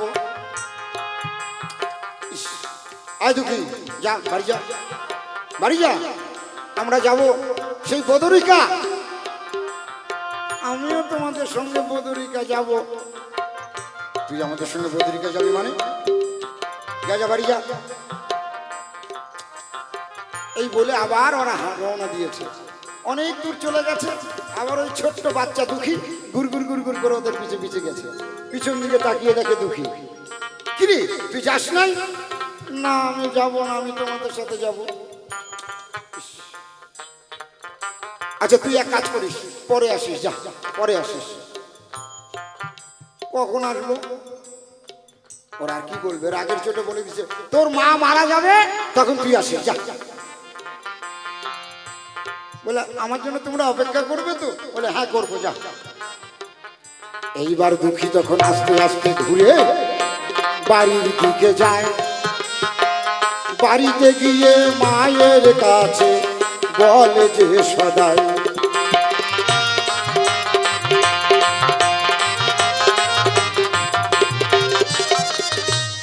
এইবার দুঃখী মাকে বলছে ওগো মা গো, আমি করি যে বর্ণনা, আমাকে তাড়াতাড়ি খেতে দাও, আমি ধ্যানে বসবো কিনা।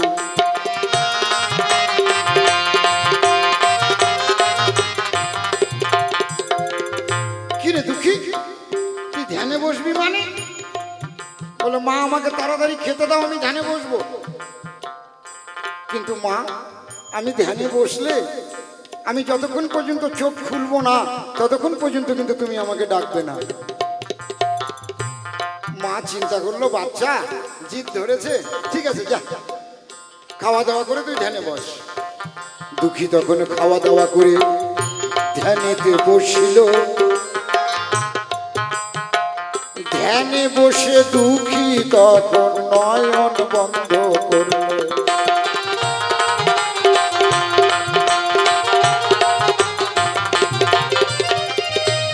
একভাবে তখন নারায়ণকে গো ডাকিয়া চলিল।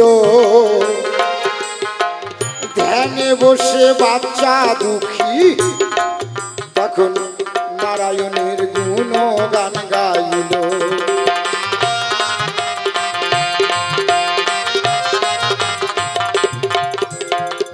দুঃখী এই যে বসে চোখ বন্ধ করে ধ্যান করতে শুরু করলো, একদিন যায়, দুদিন যায়, 3 দিন যায়, 4 দিন যায়, 5 দিন যায়, দুঃখী আর চোখ খোলে না। উপর থেকে লক্ষ্মী বলে তখন নারায়ণের কাছে প্রার্থনা।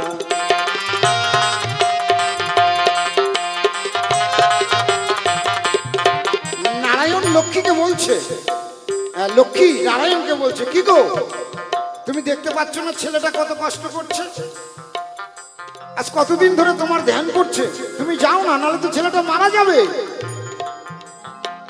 লক্ষ্মীর কথা শুনে নারায়ণ তখন দুঃখীর কাছে গেছে, গিয়ে বলছে দুঃখী, দুঃখী আমি এসেছি, বল তুই কি চাস? বলে প্রভু তুমি এসেছো, প্রভু তুমি যদি আমার ধ্যানে আমার স্তবে সন্তুষ্ট হও তাহলে আমি যা বর চাইবো তুমি আমাকে দেবে। বলে হ্যাঁ দেবো, তুই যা যা চাইবি তাই দেবো, দেবে তো? বলে হ্যাঁ দেবো। দেখো আমাকে কিন্তু ঠকাবে না, দেবে? বলে হ্যাঁ দেবো। দেবে?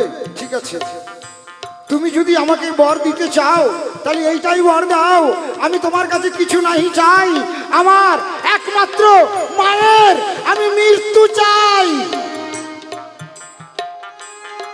ওই দুঃখী যখন এই কথা বললেন, নারায়ণ স্তব্ধ হয়ে গেলেন। এ কি, এরকম বর তো আমার কাছে কেউ চায়নি আজ পর্যন্ত। দুঃখী, তুই আমার কাছে এই বর চাইলি? ছি ছি ছি ছি ছি ছি ছি, মায়ের কেউ মৃত্যু চায়? বলে না, আমি চাই। দেখ দুঃখী, এটা কিন্তু ভালো না, তুই অন্য কোনো বর চেয়ে নে, তুই যা পারিস তাই চেয়ে নে, তুই মায়ের মৃত্যু বর চাস না। বলে না, তুমি যদি মায়ের মৃত্যু বর না দিতে পারো তাহলে তুমি চলে যাও, আমি আবার চোখ বন্ধ করে নেব। মহাজালা। দুঃখী দেখ, তুই ভালো করে বুঝ, চিন্তা কর, তুই কিন্তু কি ভীষণ ভয়ঙ্কর বর চাচ্ছিস। এই বর পৃথিবীতে কেউ চায় না দুঃখী।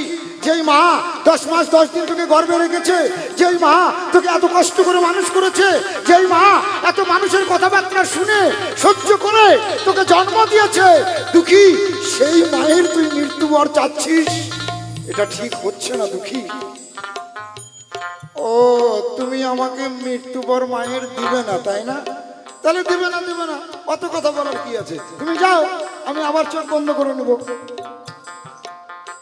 দুঃখী, ভালো করে ভেবে দেখ, আমি কিন্তু স্বয়ং ভগবান নারায়ণ বলছি, ভালো করে দেখে দেখ।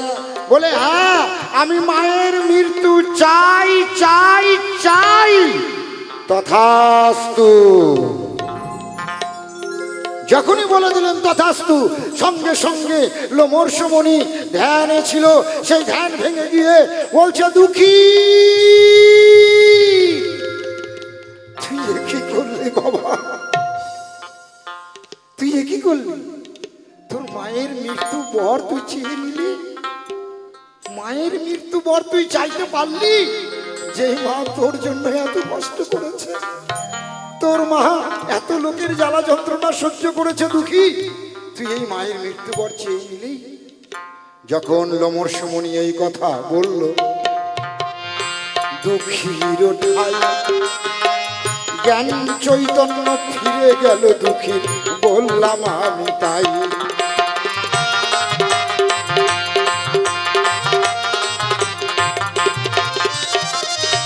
দুঃখী বলছে, বাবা আমি কি তাহলে ভুল করে ফেলেছি? হ্যাঁ তুই ভুল করেছিস, তুই ভুল করেছিস, অপরাধ করেছিস, তোর মায়ের মৃত্যু বর চেয়ে নিয়েছিস। বাবা আমি তো বুঝতে পারিনি, আমি তো ভাবতে পারিনি, তাহলে আমার এই অপরাধের মুক্তি কি করে হবে? বলে হ্যাঁ হবে, এই অপরাধের মুক্তি হবে। যা, তোকে 12 বৎসর 14 বৎসর ধরে তোকে কৃষ্ণ গুণগান, কৃষ্ণর আরাধনা করতে হবে, তারপরে যদি এর কোনো ব্যবস্থা হয়। দুঃখীর চোখের জল ভেসে যাচ্ছে। তথাস্তু বলে দিয়েছে নারায়ণ, 3 দিনের ভিতরে দুঃখীর মা মারা যাবে। এইবার মা বিছানায় শুয়ে আছে, মায়ের কাছে ধীরে ধীরে গিয়ে বলছে, মা, মা গো। সৌবানী বলছে, কি রে, কি মাগো মাগো করছিস, কাঁদছিস কেন? চল খেয়ে নিবি, চল চল খাবি, চল। দুঃখী বলছে, মা, ও মা, আমি বড় ভুল করেছি। কি ভুল করেছিস পরে দেখবো, আগে তুই খা তো। মা তো সন্তানকে কি ভালোবাসে, মা বলছে তুই আগে খা, কি ভুল করেছিস পরে শুনবো। না মা, তুমি খেয়ে নাও, আমি খাবো না, আমার খিদে নেই। খাবি না? জোর করে তখন দুঃখীর মা দুঃখীকে খাইয়ে দেয়। দুঃখী জানে সব বিবরণ, তার চোখের জলে বুক ভেসে যায়।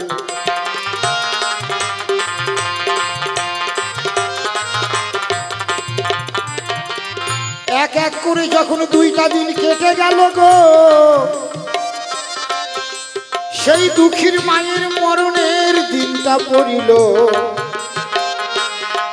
দুঃখী তখন ছটপট ছটপট করিতে লাগিল।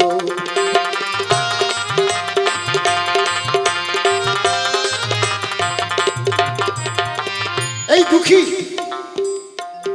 এইবার শেষের দিনে মায়ের চরণ ধরে বলছে, মা আমি বড় অপরাধ করেছি, আমি বড় অন্যায় করেছি। মা কি রে তুই কাঁদছিস? কি অন্যায় করেছিস বলতো তুই? মা ও মা, মা আমি বড় ভুল করেছি। কি ভুল করেছিস? বলে, মা গো আমি নারায়ণের কাছে আমি তোমার মৃত্যু বর চেয়ে নিয়েছি। মা দুঃখীর মা তখন হাসছে আর বলছে, বাবা বর চাইলেই কি সেটা প্রাপ্ত হয়? তুই নারায়ণের কাছে মৃত্যু বর চেয়েছিস, এ তো ভালো করেছিস, খুব ভালো করেছিস। আজ নারায়ণের হাতে মৃত্যু হওয়া মানে কি জানিস? আমার এই পাপিষ্ঠ দেহটা স্বর্গে স্থান পাবে। ওরে দুঃখী, তুই যে আমার একটা সুপুত্রের কর্ম করেছিস বাবা, তুই কোনো অন্যায় করিসনি, তুই কাঁদিস না। দুঃখী বলছে, মা আজকেই তো তোমাকে সেই দিনটি পড়ে গেছে। বলো বাট বেটা, ওগুলা কাজে লাগবে না, চল চল খাওয়া দাওয়া করে চল শুবি, চল চল। মা বেটা খাওয়া দাওয়া করে যখন বিছানায় শুয়েছে, দুঃখী আর ঘুমায় না, দুঃখী ঘুমায় না, দুঃখী শুধু কাঁদছে আর বলছে, মা রে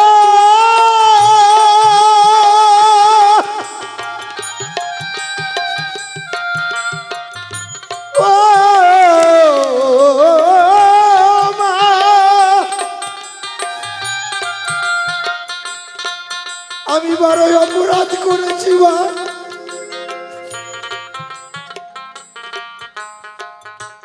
এই করতে করতে দুঃখী আর ঘুমায় না, দুঃখী জেগে বসে আছে আর মাঝে মধ্যে জিজ্ঞাসা করছে, ও মা মা। দুঃখী দেখছে মা বেঁচে আছে, তো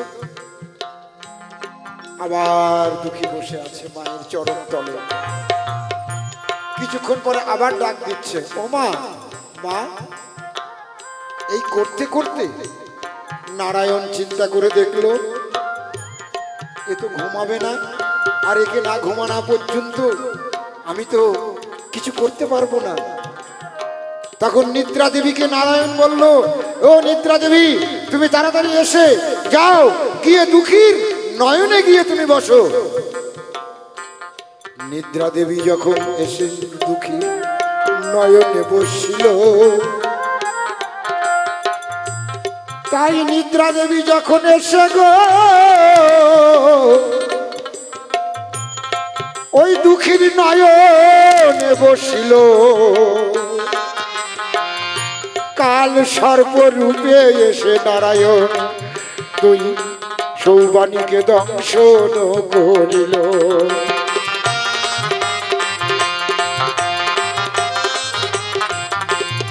যেই দংশন করে ফেলে দিল, সঙ্গে সঙ্গে চিৎকার করে উঠল দুঃখী। সঙ্গে সঙ্গে দুঃখী চেতন পেয়ে বলল, মা ও মা। কয়, বাবা দেখ, ওই যে দেখ, কে যেন আমাকে দংশন করে চলে যাচ্ছে, ওই যে তাকিয়ে দেখ। কাল সর্প আমার নারায়ণ কাল সর্প রূপে এসে ওই দুঃখীর মাকে দংশন করিল। সঙ্গে সঙ্গে সৌবানী তখন মরি আজ গেল। জয় জয় নিতাই গৌর প্রেমানন্দ, একবার হরি বল হরি বল।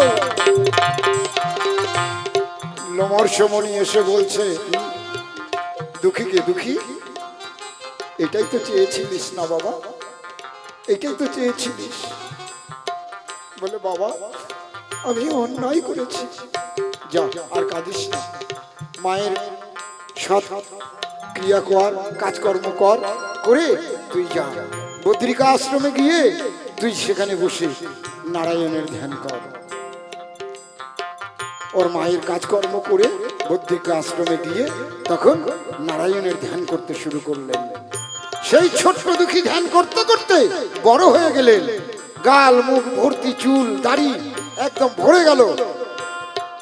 সেই দুঃখীকে দেখার জন্য ৩৩ প্রকারের যত দেবতা ছিল সবাই তখন এক এক করে আসতে শুরু করে দিল। প্রথমে আসলো ব্রহ্মাদেব, আসিয়া দেখিল দুঃখী তখন নয়ন জলে ভাসিতে লাগিল।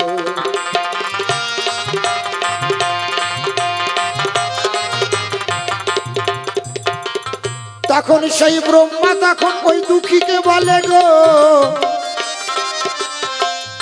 দুঃখী তুমি আমারই সন্তান, আজকে থেকে তোমার নাম দিলাম নারদমণি, বিশ্বে হবে যে ব্যাখ্যা।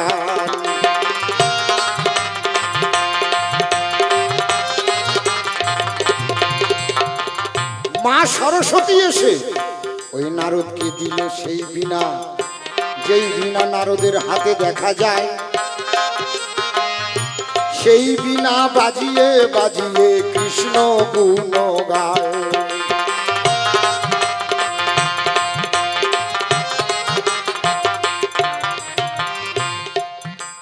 তাই সকল দেবতাই এক এক করে নারদকে সব কিছু যে দিল। শেষে দেখো পবন ঠাকুর নারদের কাছে এলো।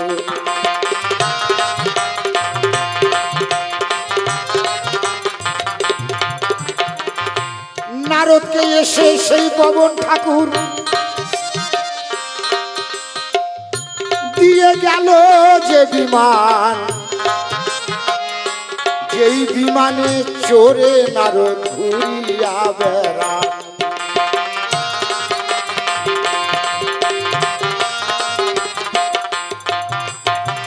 ওনার জিজ্ঞাসা ছিল কি, যে তোমাকে তোমার বাহন কেন পুজো পায় না, তোমার বাহন কেন লাথি খায়? না না, এই কথাটা ভুল। নারদের বাহন ঢিকি নয়, ওটা ঢিকির মতন দেখতে রয়। ওটা কে দিয়েছিল? ওটা দিয়েছিল পবনদেব। কাকে? ওই নারদকে। ওর সাধনায় সন্তুষ্ট হয়ে নারদকে দিয়েছিল যে তুমি স্বর্গ মর্ত পাতাল ত্রিভুবন মুহূর্তের ভিতরে এই বিমান নিয়ে তুমি কৃষ্ণ নাম করতে করতে তুমি যেতে পারবে। ওটা ঢিকি নয়, ঢিকি নয়, ওইটা পবনের বিমান। দেখো হয় বিমানটা ঢিকির মতন দেখতে বটে রয়।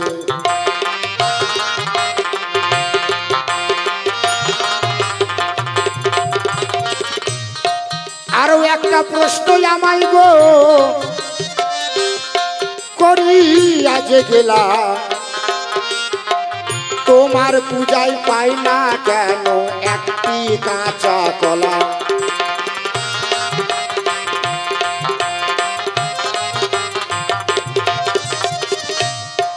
কেন? নারদ কে? নারদ হচ্ছে ভক্ত।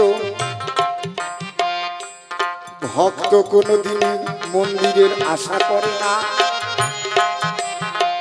ভক্ত শুধু গোবিন্দের চরণ করে যে প্রার্থনা।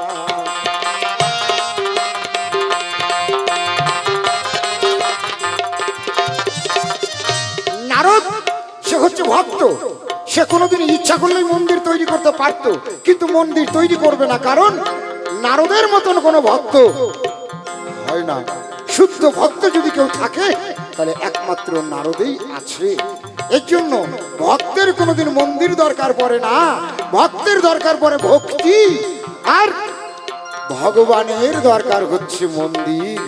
এই মন মন্দির এবং এই কোন স্থানে মন্দির, মন্দিরে বসিয়ে রাখবে বিগ্রহ ভগবান, আর ভক্ত করবে অন্তর থেকে সেই ভগবানকে প্রণাম। এর জন্যই নারদের কোনো মন্দিরই হয় না গো,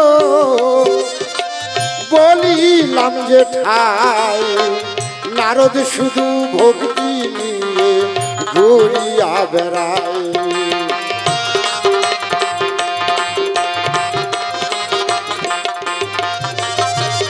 এই তো তাহার কথার জবাব, কথাই মিটে গেল, আর কোনো কথা কিন্তু আসরে না রইল।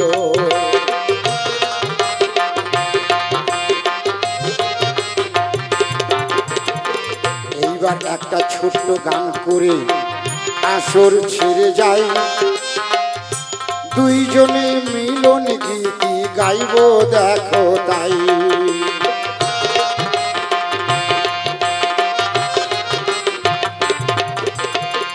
এই পর্যন্ত আমার পাঁচালী শেষ হইয়া গেল, রাধা গোবিন্দ প্রেমানন্দে সবাই হরি হরি বল, হরি বল হরি বল হরি বল।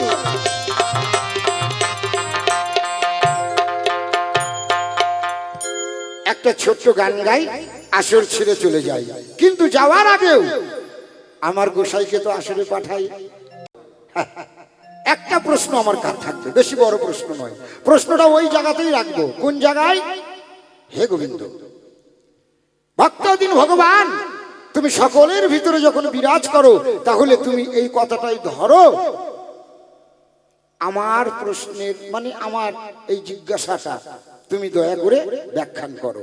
কি তুমি জন্ম নিলে দৈবকীর উদরে, মা ডাকলে কেন যশোদারে? আচ্ছা বাবা, আমি যদি আমার মায়ের গর্ভে জন্ম নিয়েছি, তাই না, তাহলে মা আমাকে কত কষ্ট করেছে, 10 মাস 10 দিন গর্ভে রেখেছে, কত কষ্ট করে আমাকে প্রসব করলো, হ্যাঁ, এত ভালোবাসা অন্তর থেকে, তবুও কেন তুমি মা? আচ্ছা, আপনাদের সন্তান যদি অন্য কোনো মেয়ে ছেলেকে মা বলে ডাকে, আপনাকে যদি না দেখে, আপনার বাড়িতে যদি না আসে, তাহলে বলেন আপনার মনটা কেমন লাগবে? বলেন। নিজের ছেলে যদি অপর বাড়িতে যায় থাকে, আর সেখানে যদি মা বলে ডাকে, বাপ বলে ডাকে, তাহলে তুমি এটা কোন কর্মটা করলে ভগবান? হ্যাঁ, এর একটু সামান্য তুমি দিবে ব্যাখ্যান। ছোট্ট একটা গাইব গান। ও তাই? আচ্ছা, যাই হোক, তাহলে এইখানে রইল আমার জিজ্ঞাসা। আরো অনেক কিছু জিজ্ঞাসা করার আছে, কিন্তু জিজ্ঞাসা করলে তো হবে না বাবা, আবার সময়ও লাগবে জবাব দিতে, আবার পরবর্তী শিল্পী এসে আসরে ঢুকবে, যার জন্য বেশি জিজ্ঞাসার মধ্যে আমি না গিয়ে আমি সংক্ষেপে একটা ছোট্ট রেখে গেলাম জিজ্ঞাসা, যে তুমি জন্মিলে দৈবকীর ঘরে, তুমি ভগবান হয়ে মা ডাকলে কেন যশোদারে? কারণটা কি?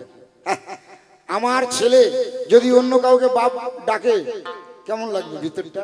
হ্যাঁ, আমাকে দেখে না, আমার সঙ্গে যোগাযোগ রাখে না, আমাকে বাপ বলে ডাকে না, আর তুমি আর একজনকে বাপ বলে ডাকতেছো, মা বলে ডাকতেছো, সেখানেই থাকছো, সেখানেই দেখছো, সেখানেই সবকিছু আনন্দ নিলাম ফুর্তি সব করতেছো, আর এদিকে তোমার যে আপন পিতা মাতা, তারা মনের মধ্যে কত বড় পাচ্ছে ব্যথা, তারা কেমন করে এই দিনগুলো পার করছে, তুমি কি একটু দেখছো না?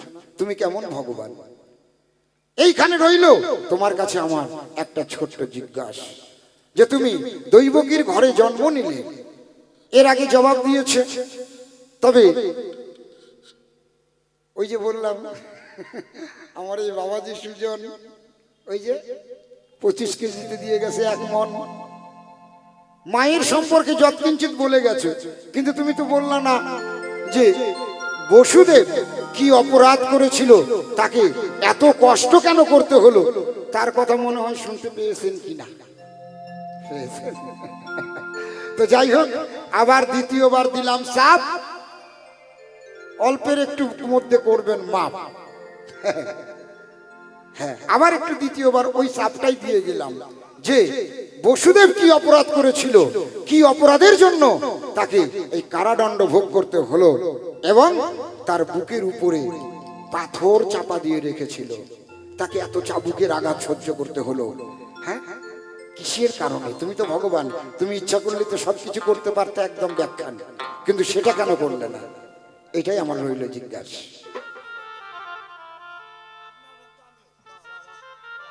গান শুনলাম, খুব ভালো লাগলো।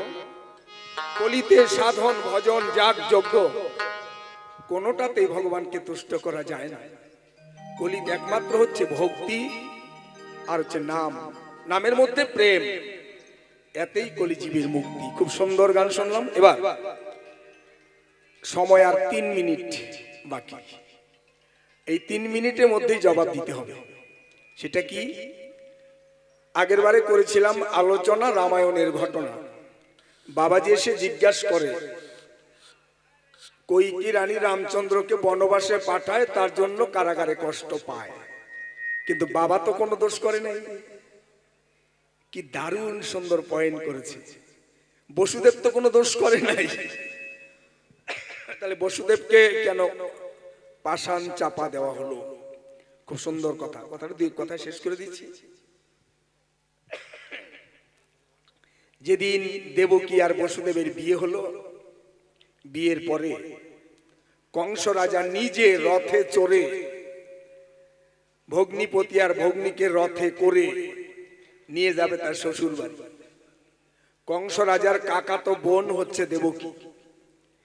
যখন নাকি বোনকে নিয়ে শ্বশুর বাড়ি যায়, দৈববাণী হলো, আকাশবাণী হলো, কংস আজ যেই ভগ্নিকে, যে ভগ্নিপতিকে রথে তুলে আনন্দে শ্বশুর বাড়ি নিয়ে যাও, শুনে রাখো কংস, সাবধান, তোমার এই ভগ্নির অষ্টম গর্ভে যে সন্তান জন্ম লবে, তার হাতে কিন্তু যাবে তোমার প্রাণ। সাবধান। এই কথা শোনার পরে কি, আমি যে ভগ্নিকে এত আদর করেছি, যে ভগ্নিকে নিজে না খেয়ে খাওয়াইছি, এত স্নেহ করেছি, তার পেটের সন্তান আমাকে মারবে না? আমি কংসরাজ সঙ্গে সঙ্গে রথ থেকে নেমে রথ ঘুরাইয়ে দেবকীকে মারার জন্য প্রস্তুত হলো। তখন কি হলো? বসুদেব ডাক দিয়ে বলল, মহারাজ, হরি বল, হরি বল। নাম কি বাবা? বাবা, ঠাকুর মঙ্গল করুক, সকলের মঙ্গল করবে ঠাকুর। ঠিক আছে, ঠিক আছে। রাধে রাধে রাধে রাধে রাধে। এবার বসুদেব কি করলো? তখন নিজে বাঁচার জন্য, নিজের পত্নীকে বাঁচানোর জন্য বসুদেব বলল, কংসরাজ, নারী হত্যা মহাপাপ, তাকে মেরো না, করো না এমন কাজ। আমি কথা দিলাম, আমি যাব না ভুলে। একটা একটা করে সন্তান জন্ম নিলে জন্মের সঙ্গে সঙ্গে তোমার হাতে দিব তুলে। আচ্ছা, এটা কি বাবার কর্ম? এটা কি বাবার ধর্ম? হ্যাঁ, আমি জানি সংসারে পিতা মাতা কষ্ট করে, তবু সন্তান যেন সুখে থাকে, আর সেই সন্তানকে তুলে দেবে শত্রুর হাতে। একটা একটা করে সন্তান তোমার হাতে তুলে দেব, তুমি মারবে। তখন ভগবান কষ্ট পেয়েছিল, কি তোমার হৃদয়টা তো পাষাণ, প্রাণের অধিক পুত্র কন্যা, যে আত্মা ক্ষয় করে পুত্রের জন্ম হয়, সেই পুত্রকে তুমি নিজে হাতে তুলে দিবে মারার তরে। এই জন্যই পাষাণ চাপা পেয়েছিল বসুদেব বুকের উপরে। এবার আজকের মতো এখানেই থাক। আমাদের অষ্টম উজ্জ্বল দাস, তারা সুন্দর একটা লড়াই শুরু করবে। তাদের গান শোনেন। জয় গুরু, জয় গুরু, জয় জয়।